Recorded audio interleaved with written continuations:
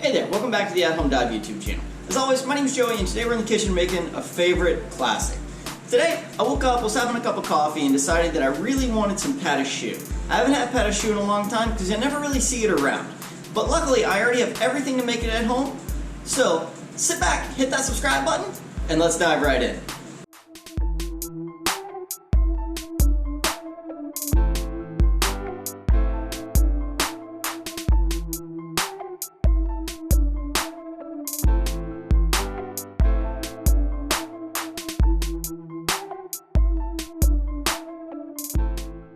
The first thing we're going to do is get our pans ready. If you have silpats, feel free to use those. If you don't, just have parchment paper the size of your pan and just go ahead and get those ready. And then we're going to make our oven preheat to 450 degrees. Typically, I don't preheat my oven too far ahead of time, so that should give you an idea how fast this recipe really is going to be. So now let's take a look at what we have on the counter.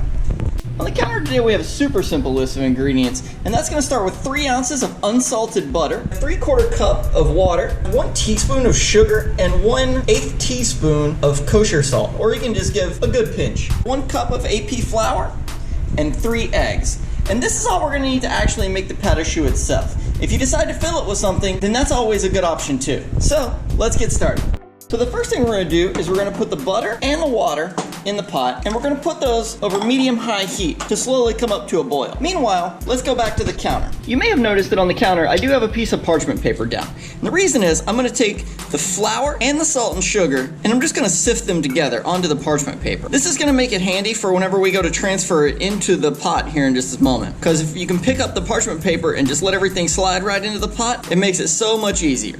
So now you can see the water is coming up to a boil, and I have my folded piece of parchment paper here. I'm literally just going to dump the flour mixture right in. And now I have a spatula. You can use a wooden spoon if you like, but I do prefer a decent heat-proof rubber spatula. And I'm just going to beat these things in with the heat off.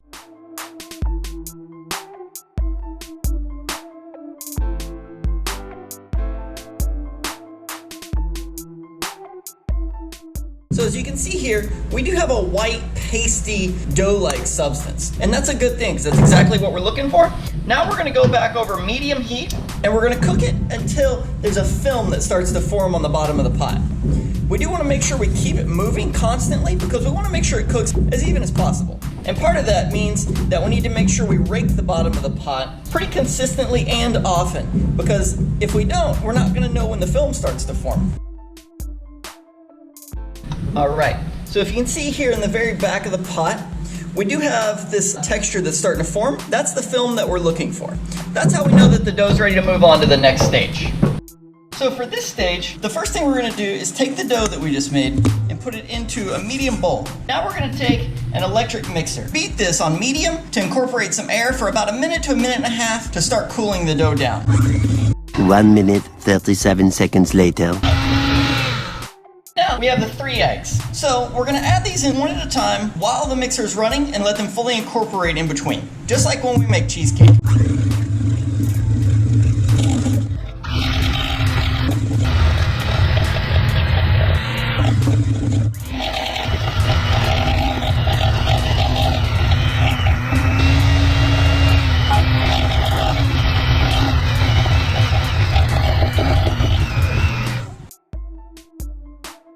As you can see, this is when it really comes together and starts looking like a dough again. Now that the dough is creamy and smooth, it's ready to go. Now that we have the dough finished, I'm just going to take a cup and place a piping bag down into the cup. This allows me to put the dough in here hands-free essentially. So I'm just going to scoop the dough up and put it right into the bag. Now that we have the dough into the bag, I'm just going to snip the end off. I'm using a number 5 piping tip here, which is the equivalent to 7/16 or just under 1/2 inch. Now I'm just going to twist the bag to bring the dough down to the tip, and then we're ready to go. We have our 2 trays that are lined with silpats. If you're using parchment paper, feel free to put a bit of dough underneath the corners to hold the paper in place. But we don't have to worry about that today. We are going to pipe about 1.5 inch cones about 2 inches apart. Fun fact, pate choux literally means cabbage paste because of the shape resembling cabbage. When you get done piping these, you may look around and see a few tips sticking up a little bit further than you'd like. Take a little bit of water just to keep it from sticking to your finger and press the dough back into the shape that you'd like. This actually helps prevent the tips from burning whenever you bake them off. And now we're ready to go into the oven. We're gonna leave these in the 450-degree oven for about 12 minutes and then we'll come back. It has been the 12 minutes, so we're gonna go ahead and drop the oven to 350 degrees. And now, it never hurts to rotate your pans. So I'm just gonna turn mine around, and then we'll come back in about 11 more minutes. It's been an additional 11 minutes. We're gonna go ahead and turn the oven off. But we do have them in the oven. We're gonna leave them there for about 10 more minutes. And I did decide to throw out some miniature chocolate chip morsels just to kind of temp up and get melted and gooey, because I decided that I do wanna dip a few of mine in chocolate. That is an option that you have. If you'd like to, feel free to do the same thing. It has been the additional 10 minutes, and we are gonna go ahead and take these out of the oven now. As you can see, they've risen quite well. Nice little tall pate choux. The chocolate is nice and temped up here, and we are letting the pate choux continue to cool down. I've got half a cup of cream, 1 tablespoon of confectioner's sugar, and half a teaspoon of vanilla extract. And I'm essentially just gonna make a sweetened whipped cream right here, just to fill the pate choux with. I'm gonna combine these 3 ingredients, and then I'm just gonna simply beat it with a mixer until it's fluffy and forms peaks.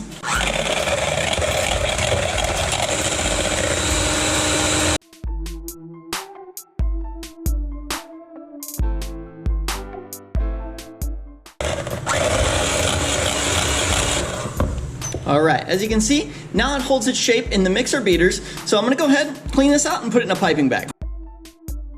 Just as before, I have the same number 5 piping tip, and I'm gonna put it back into a cup in a bag, and that'll give me a place to put our whipped cream. That makes it easy for us to pipe it into the pate choux.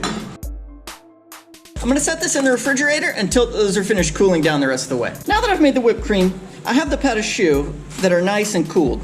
What I'm gonna do is I'm just gonna poke a small hole right in the bottom of them. That's gonna give us a way to put our whipped cream inside without being invasive to the pate choux itself.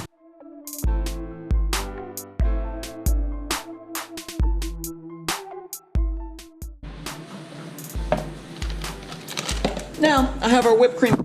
I'm simply going to take the pate choux, place the piping bag right inside that small hole, and squeeze a small amount of filling in there.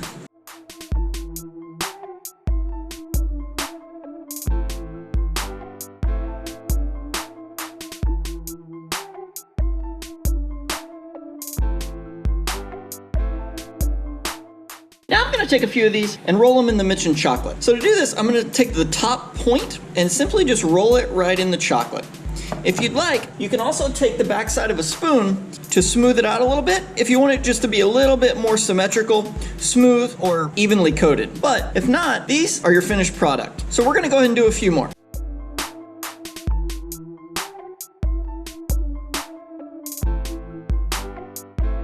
Well, there we have it. That's how I made my pate choux. All right, friends, well, that wraps us up on how to make pate choux. Comment below and let me know how yours turn out. If you liked the video, be sure to subscribe. Thank you so much for watching. Have a great day.